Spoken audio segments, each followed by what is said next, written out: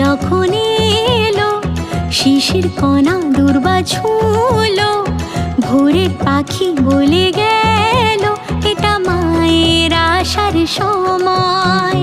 রেডিওতে মহালয়া, কাশের বনে মিঠে হাওয়া, হাসি মুখে বলছে আকাশ এটা মায়ের আসার সময়।